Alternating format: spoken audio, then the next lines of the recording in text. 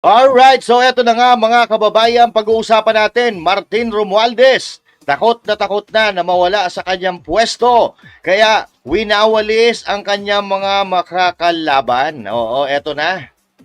Grabe ito mga kababayan. So indeed, tama po yung sinabi ni VP Sara Duterte. Oo. Ano nga ba yung sinabi ni VP Sara Duterte dito? Regarding dito sa pagkakapanalo ni Speaker Romualdez bilang kongresista diyan sa Tacloban, ano? At napabalita nga ngayon na dinisqualify nila yung kanyang makakalaban. Ngayon, kalat na kalat sa social media ang Melek sa makakalaban ni Ries dyan sa Tacloban na walang iba kundi si Nene Bacale. So eto mga kababayan ay di umano matunog ang pangalan nitong si Nene Bacale na tatalunin si Martin Romualdez. So ngayon, gumawa sila ng paraan na para mawala sa landas nila ang kalaban niya na para sure win, sure ball ang kanyang pagkapanalo. So, humantong nga ito mga kababayan sa pag-disqualify sa hindi pa natin malamang kadahilanan kung bakit na-disqualify itong kanyang kalaban. So, indeed, tama po yung sinabi ni BP Sara Duterte. So, ano nga ba yung sinabi ni BP Sara Duterte dito? At bago tayo magsimula mga kababayan ay gusto ko munang batiin ang ating mga kababayan sa Luzon, Visayas, sa Mindanao at sa mga kababayan nating mga OFW, mga immigrant sa iba't ibang panig ng mundo. Magandang araw po sa inyong lahat. Kumusta naman? Oo. At syempre, ito si Master Judea nagbabalik dito naman sa panibagong upload natin. Magla-live sana tayo, no? Kaya lang, sige. Oo. I-upload na lang natin ito dahil may mga naka-live para hindi mahati although may replay naman mas okay na to. I-upload na lang natin. So ano nga ba yung sabi ni VP Sara Duterte dito kay Martin Romualdez?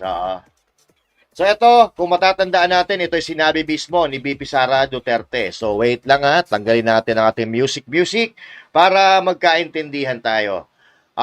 Sabi ni VP Sara Duterte noong kanyang press con, mga kababayan, kasama yung mga vloggers na sumusuporta sa mga Duterte at kumukundo na sa katiwalian ng kasalukuyang gobyerno. Eto po, ang sabi ni VP Sara Duterte, VP Sara Romualdez, there is nothing in you except money. Martin, harapin mo yung katotohanan. Walang boboto sa'yo. Senador man, Vice President man, Presidente man, walang boboto sa iyo. Hindi ko nga alam kung bakit, kung mananalo ka pa ngayon sa Tacloban Nako po, delikado.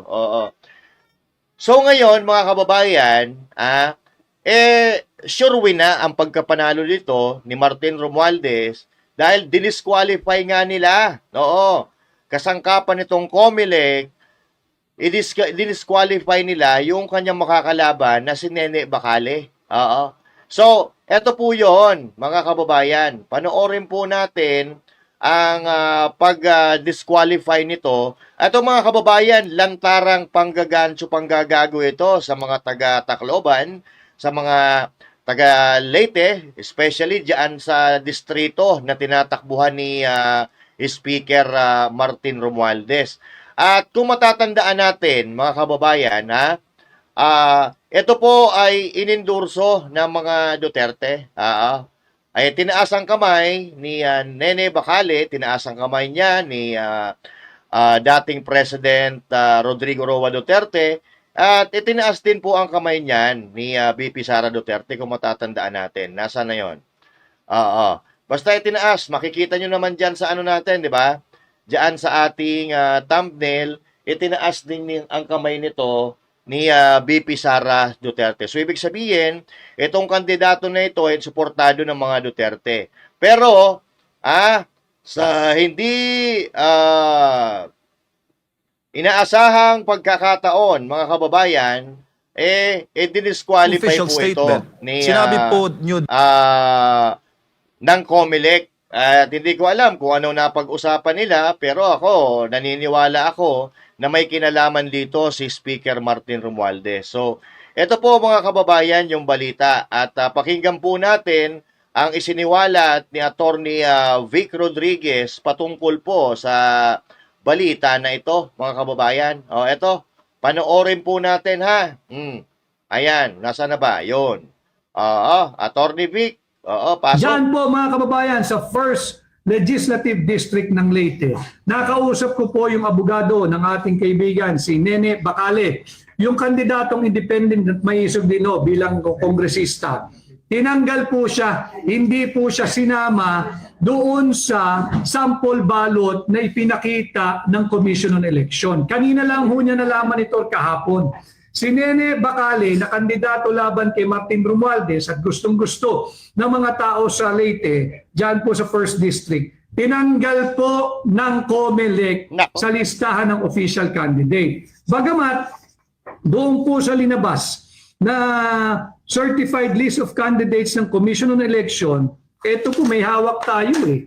Kasali po si Nene Bacale, sinama po ng COMELEC yung kanyang pangalan dito sa certified list of candidates. At nung ginawa na po, inimprenta na yung balota at ipinakita yung sample, wala po yung pangalan ni Bacale Nene, independent candidate para kongresista laban kay Martin Romualdez. Naku po, eto ang sinasabi natin mga kababayan. Papayag ba ang mga taga-Tacloban, especially dyan sa First District, na mangyari po ito? So, ang ibig sabihin lang nito, mga kababayan, ay tinatanggalan po kayo dyan ng karapatan na makapamili. Kung halimbawa, hindi kayo binibigyan ng karapatan na makaboto. Kasi dito, sa pagkakataong ito mga kababayan, wala na. Wala na pong pag-asa na matalo si Martin Romualdez kung wala siyang kalaban. Ito nga yung sinasabi ni VP Sara Duterte na si Speaker Martin Romualdez ay hindi man lang ito nakaranas ng kompetisyon dahil ang nangyayari po dito lagi siyang walang kalaban diyan sa First District ng Tacloban. So ito po rin po ang mangyayari ngayon dahil dinisqualify nga po nila itong kanyang makakalaban na bali-balita natin ay matunog po na talagang mananalo itong si Nene Bacale. Kaya ayon, medyo natakot ata itong si Speaker Martin Romualdez na mawala sa kanyang kapangyarihan. Kaya ito na po ang nangyayari mga kababayan. Iba po talaga no, pag ikaw ay mahal na mahal mo yung kapangyarihan, ayaw mong bumitaw, gagawin mo ang lahat ng kapamaraanan para masungkit mo yung patuloy mo na inaasam-asam na tagumpay para sa pansarili mong interes. At marami tayong nakikita, mga kababayan, na medyo gigil na po sa pamumuno dyan, Diyan, especially diyan sa First District. Kasi kung mapapansin natin, marami po ang naglipana ng mga video kung saan ipinapakita yung mga uka-uka na kalsada, mga hindi magagandang bagay or infrastructure diyan sa nasasakupan ng ni Speaker Romualdez. So ngayon, mga kababayan, ito ay patunay na wala pong demokrasya. Yan, wala pong demokrasya. Hindi binibigyan ng kalayaan ang ating mga kababayan, especially dyan sa First District, na makapamili ng gusto nilang kandidato. Kasi halatang-halata naman dito na iisa lang ang gusto nilang manalo. Iisa lang ang gustong manalo. Walang iba kundi ang speaker ninyo dyan. Ituloy mo, Attorney Vic. Siya raw po ay disqualified at nalaman lang niya ito kahapon at hindi po siya officially notified ng COMELEC. Nako. Bastusan na po ang ginagawa pati ng COMELEC. Yan. Yan ang sinasabi po natin mga kababayan. Dahil kung ikaw ay kandidato at i-disqualify ka, dapat alam mo. Bilang isang kandidato, dapat alam mo kung bakit ka dinidisqualify para madepensahan mo yung sarili mo. Ang nangyari po dito, mga kababayan, nag-iimprenta na po ng mga balota, no? Nag-iimprenta na po ng balota at base doon sa sample na inimprenta na balota ay hindi po doon kasama yung kalaban ni Speaker Martin Romualdez diyan sa 1st District ng Leyte. At mamaya ipapakita po natin sa inyo ang katunayan na yan. So, ang hindi maganda dito, hindi man lang binigyan ng COMELEC ng pagkakataon na madepensahan nitong si aspiring Mayor Nene Bacale ang kanyang sarili para maipahayag ang kanyang side patungkol dito sa pagdi-disqualify. Kasi tayo nga hindi natin alam na na-disqualify na ito not until sabihin na ito ni Attorney Vic Rodriguez. So yan po mga kababayan, tama. Tama yung sinasabi ni Attorney Vic Rodriguez na ito po ay bastusan na mga kababayan. So ito po, tuloy. Hindi binigyan ng notice yung tao na meron palang oposisyon doon sa kanyang pag-transfer ng kanyang distrito.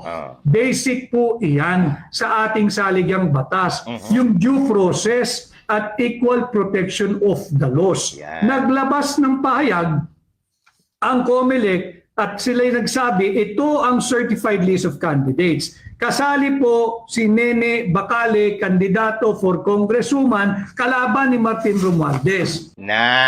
So doon po, mga kababayan, sa official list, sa official list na inilabas ng COMELEC, kasama po ang pangalan ni Nene Bacale doon sa mga pupwede na tumakbo ng mga politiko sa ngayong darating na midterm election. Kaya lang ang siste dito, pag imprenta na ng balota, yung talagang actual ballot na susulatan ng mga botante, ay hindi na po dito kasama ang pangalan ni Nene Bacale. At hindi po daw siya binigyan ng notice at ng dahilan kung bakit siya dinidisqualify. So ito mga kababayan, may hahalin tulad po ito natin diyan sa nangyari sa Marikina. Yung ginawa kay Marcet Teodoro na tumatakbo din bilang isang kongresista na dinisqualify din po nila. So ito, matindi po talaga ang politika dito sa Pilipinas. Nang dahil sa kapangyarihan, nagkakabastusan, nawawalan ng dignidad, at nawawala na po yung mga tinatawag natin kahihiyan sa sarili. So ituloy po natin, mga kababayan. Hindi po talaga marunong lumaban ng malinis at patas ang ating mga nagpapahirap sa bansa. Tinanggal po nila si Nene Bacale bilang opisyal na kandidato ayon sa COMELEC. Ito po ay violation ng kanyang right to due process and equal protection of the laws. Yan. So, yan naman talaga nangyayari ngayon, mga kababayan.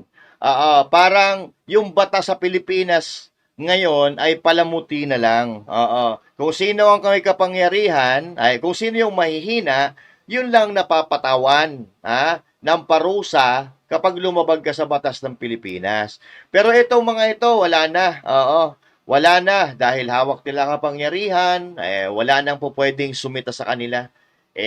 Alam naman natin kung ano ang mga nangyari noong nakaraang taon, yung sa siege sa KOJC, na dapat na talagang ito ay labag sa konstitusyon ng Pilipinas yung mga ginawa nila. Kaya nga ay nagsampa ng kaso ang KOJC dito.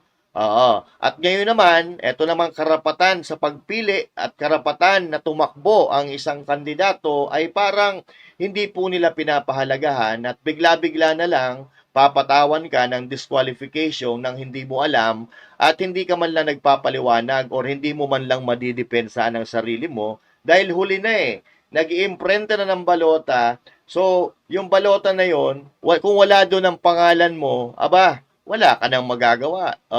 Attorney B, tuloy. I had a brief talk with her lawyer. I told him, Nene Bacale is in good hands legally. Just pursue all the available legal remedy. Kinakailangan maisama si Bacale, Nene, dyan sa balota sapagkat karapatan po, hindi na ni Nene Yung ating right of suffrage ng bawat Pilipino na pumili kung sino yung gusto nilang iboto. Yun. Bakit ba hindi kayo marunong lumaban ng patas? Lahat ng pandaraya ay ginagawa ninyo, hindi pa man nagsisimula ang kampanya. Yan. Bakit itong COMELEC patuloy din pinapaboran ang baluktot na administrasyon ni Bongbong Marcos at yung mga kandidato nila? Patunay.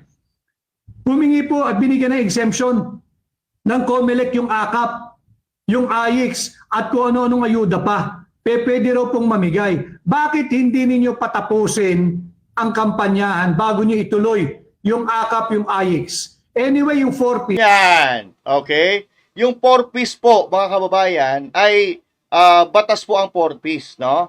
Batas po ang 4Ps, kumbaga, mayroon po yung mga, ano yan may allocation po talaga yan sa gobyerno. Okay? May allocation sa gobyerno, so ibig sabihin, ito po ay batas, hindi nila magagamit dahil talagang may naka-allocate na po dyan. Kaya gumagawa sila ng kapamaraanan para magpasikat. Oo. Sa pamamagitan nitong AKAP na sinasabi ng COMELEC, bawal. Bawal itong mga kapolitiko na gamitin ang AKAP. Pero ano ito nangyayari? Sino ba namimigay ng AKAP? Di ba mga politiko? Mga pulpul din kayo Ginagawa yung mga tanga ang mga tao, pero nakikita ng tao kung ano yung nangyayari. Ibig sabihin, kabaliktaran doon sa pinagsasasabi Additional cash ninyo. transfer. Tuloy-tuloy naman yan Pero yung unconditional, unmitigated, and unlimited cash transfer na nagiging dahilan kung bakit tumataas yung ating inflation at yung hanay ng mga tamad, yan ay dapat tinigil muna ng COMELEC. Obvious naman, nagpapagamit ang COMELEC at yan ang ating dapat bantayan. Yon. Diyan po. Yan ang sinasabi natin, mga kababayan. Ito po ang patunay na wala po yung pangalan ni Nene Bacale doon po sa listahan. Ito po, ayan Sige. Ayan. Ang nakalagay po dyan, mga kababayan, pangalan lang ni Martin Romualdez. Ano to? Member, House of Representatives, vote for one. Bumoto ng isa. Ayan, wala po Ayan ang nakabilog. Romualdez Martin. Wala pong kalaban. Yan po, mga kababayan, ang nangyayari. Nakakahiya po ito. Oo. Nakakahiya, mga kababayan. At dito, lumilitaw na talagang wala na po talaga silang hiya sa kanilang mga mukha. Oo. Biruin mo sino ba naman? Kaya nga nagkakaroon ng eleksyon para makapamili ang tao ng kanilang iboboto. Bakit pa tayo nagsasagawa ng eleksyon kung wala namang choices? Hindi ho ba? Nasaan yung tinatawag natin na demokrasya? Nasaan yung tinatawag natin na freedom to choose a candidate? So meron pa ba? Wala na. Paano ka mamimili kung iisa lang ang tumatakbo? Hindi ho ba? Ang katotohanan diyan, mga kababayan, ayaw po nila mawala sa kapangyarihan. Yun po ang katunayan diyan. At hindi lang po ito hindi lang po ito diyan kay Nene Bacale. Nangyari din po ito, mga kababayan, diyan sa Mandaue, Cebu. Sa Mandaue, Cebu, may isa ring tumatakbo diyan, mga kababayan, at ang makakalaban niya ay bilas or bayaw nitong si Martin Romualdez na kaya siya ay pinag-initan din. Eto, mga kababayan, si Jonas Lopez ng Mandaue, tinanggal din, dinisqualified din, para walang kalaban yung official statement. hipag or bayaw ata ito ni Martin Romualdez. So ito, mga kababayan, ang patunay na wala na. Bakit pa tayo mag-i-eleksyon?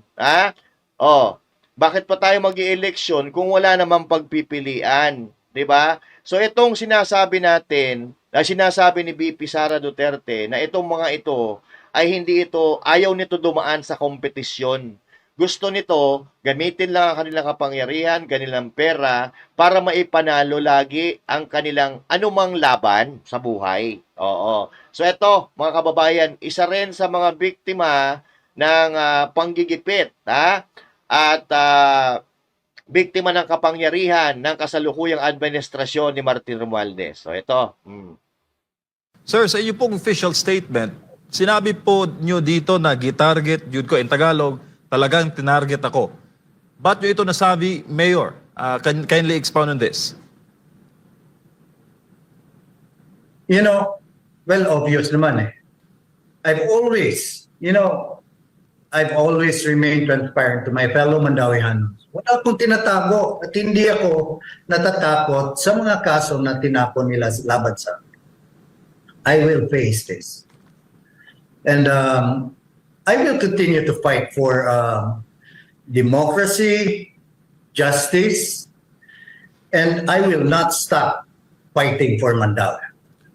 Sir, may mga programa po ba kayo dyan sa local na gusto ipatupad ng national government? For example, yung maalala ko, yung PI, controversial yun, yung mga mayor na kumontra nun. For one, malapit lang dito sa amin, sa Makati, si Mayor Marcy Teodoro ng Marikina, kumontra po siya sa People's Initiative. At kasi kaparehas din po ng inyo pong experience ngayon, yung nangyayari din sa kanya. May mga ganong senaryo ba kayo, sir, if you can remember, na meron kayong national policy na ayaw niyong ipatupad sa inyo dyan sa Mandaue City?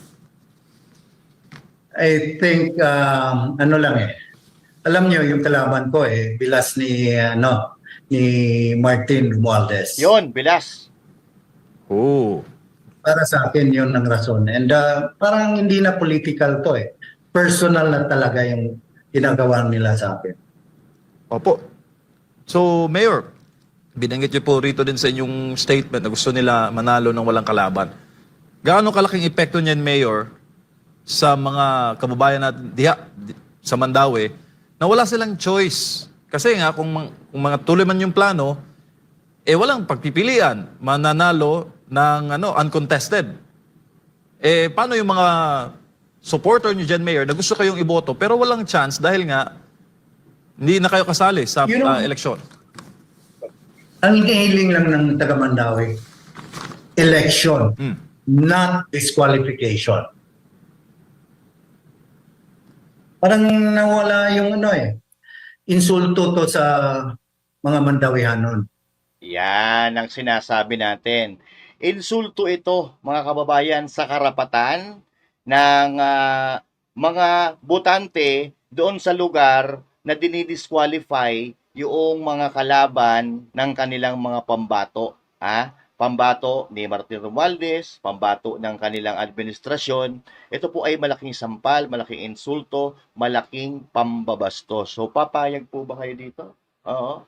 Papayag po ba kayo? Kaya nga tayo nagkakaroon ng eleksyon para may kalayaan tayo na makapili kung sino ang iuupo natin dyan. Dahil kung nagsasawa na tayo doon sa mga mukha ng politiko na wala namang nagagawa sa ating mga distrito, sa ating bayan, sa ating mga probinsya, makapamili tayo ng iba. Papaano ka makakapamili, kung winawalis nila yung makakalaban nila? Oo. Same thing dyan sa Mandaue, sa Marikina, at dyan nga, yung pinakabago, dyan sa Tacloban. Oo. Sa pagkakadiskwalipika, dyan kay Nene Bacale. Yan, mga kababayan, ang problema natin. So, tuloy mo. Oo, sir. Sa Bisaya pa, gikuhaan sa sagradong katungod ang mga Mandawihanon sa pagpili sa ilang gusto nga kinkay mo dumala sa renda sa pangagamanan. Yan. Sir, sa inyo pong official So, ito statement, mga kababayan, sinasabi natin lagi na ang boto po ng mga Pilipino ay sagrado. Dahil ang iyong boto ay pantay-pantay po ang boto nating lahat. Wala pong mayaman, wala mahirap. Tig-iisa lang po tayo ng boto. Kahit yung mga bilyonaryo sa Pilipinas, kumpara natin doon sa boto ng pinaka mahirap na tao sa Pilipinas, parehas lang po yan. Kaya nga tinatawag na sagrado dahil dito lang po tayo nagkakapantay-pantay. So, ang kapangyarihan po natin na yan ay nawawala. Nawawala kung hindi tayo binibigyan ng karapatan ng sino man para maisigaw natin or magawa natin yung ating tawag dito, yung ating kontribusyon sa sambayan ng Pilipino, sa ating bansa at sa ating lipunan. Yun na nga lang po ang gagawin natin, di ba? Yun na lang po ang gagawin natin, pero hindi po natin magagamit yun. Yun na nga lang ang kapangyarihan natin, pero hindi natin magagamit dahil dito sa pambabalasubas nitong ibang mga kandidato sa karapatan natin mga Pilipino. Wala namang problema no? Wala namang problema kung i-disqualify ninyo. Basta ipaliwanag. Ipaliwanag kung bakit mo i-disqualify. Kung may reason to disqualify the person or the candidate, there's no problem with that. There's no problem. But, in this case, mga kababayan, talagang wala Oo.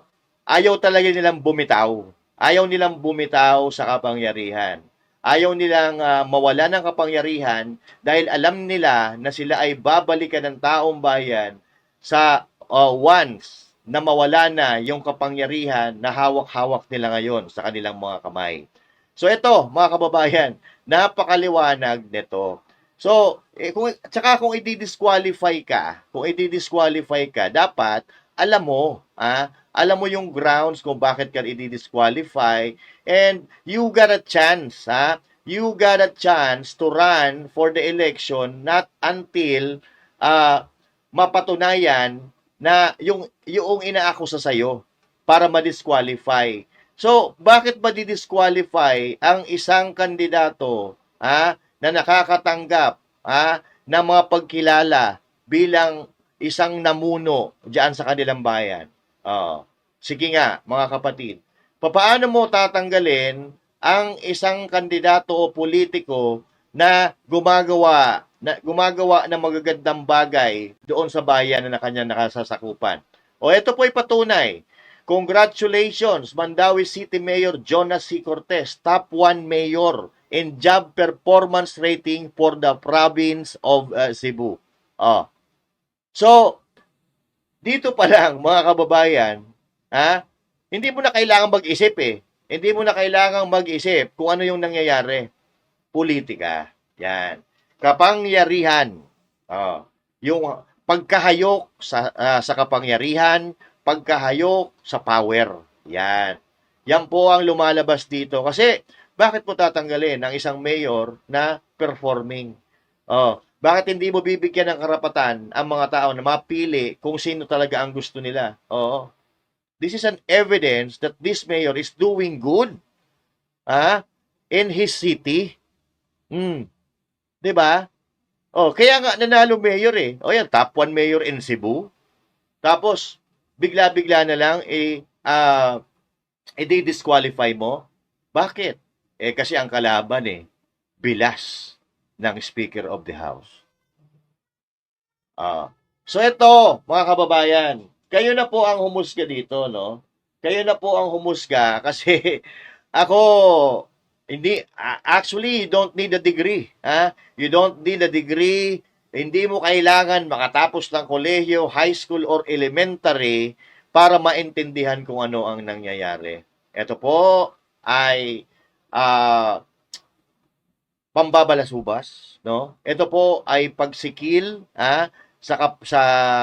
pagsikil sa mga botante,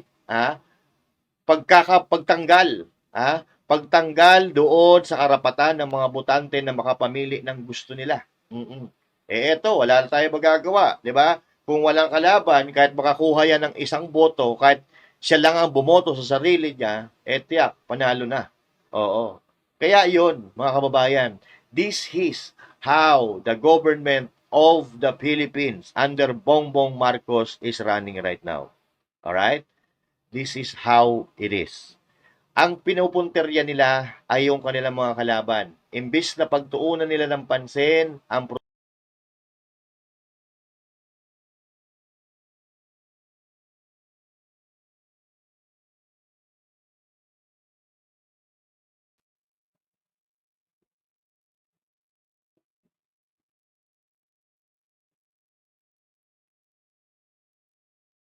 Ayan, nawala tuloy tayo. Yan. So yun po mga kababayan. Imbis na pagtuunan nila, imbis na pagtuunan nila ng pansin ng mga problema ng ating bayan ay ang inaatupag po nila ay kung papaano mananatili sa kapangyarihan. At ayon,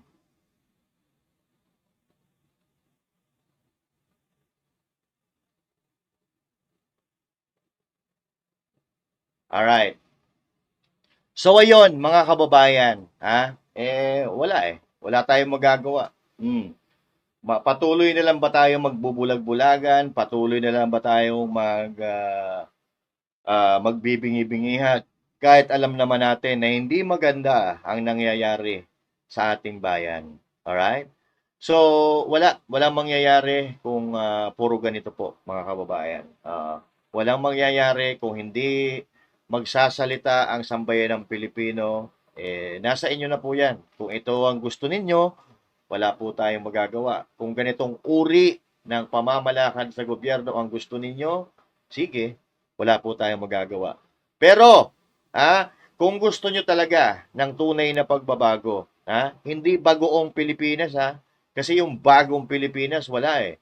Hindi nagbago. Oo. Actually, nagbago pala. Nagbago dahil nung panahon ni Duterte, umayos. Oo. Tapos, nung napalitan si Duterte, nagbago ulit. Bumalik tayo doon sa kabulukan. Oo. Doon sa kabulukan. Naknanto. Hindi na natin kailangan i-justify yan. Mag-ikot-ikot ka lang sa labas. Pumunta ka sa palengke, pumunta ka kung saan. Makipag-usap ka tungkol sa politika. Oo. Malalaman mo kung ano ibig sabihin ng sinasabi ko. Kaya nga, ngayong darating na midterm election kung meron pa, pero parang sinakal na nila lahat eh. Gusto nila, sila na lang talaga manalo. Pero kung mabibigyan tayo ng chance ngayong 2025, pumili tayo ng bago. Oo. Pumili tayo ng maayos, yung matino, yung galit sa korupsyon, yung galit sa kriminalidad, at yung may pagmamahal sa Diyos at may mamahal sa bayan. Walang iba, kundi number 1 dyan. Pastor Apollo C. Kibuloy, number 52 sa balota. At iboto natin straight. PDP laban. Slate ng PDP laban. Hindi tayo nakinig noon kay President Duterte. Binoto natin yung kanyang yung ayaw niya. Binoto niyo pala yung ayaw niya. Tingnan niyo ang nangyari sa ating bayan. And I hope this time makikinig tayo sa mga payo na matalino at magaling na naging presidente ng Pilipinas na walang iba kundi si President Duterte. Kung sino ang kanyang i-endorso, nakakasiguro tayo na may mararamdaman tayong pagbabago. Yan mga kababayan. And once again, my name is Master Judea saying thank you. God bless you all and to God be the glory. Magkita-kita po tayo sa susunod na upload or live. Magandang araw po sa inyo lahat. Bye-bye.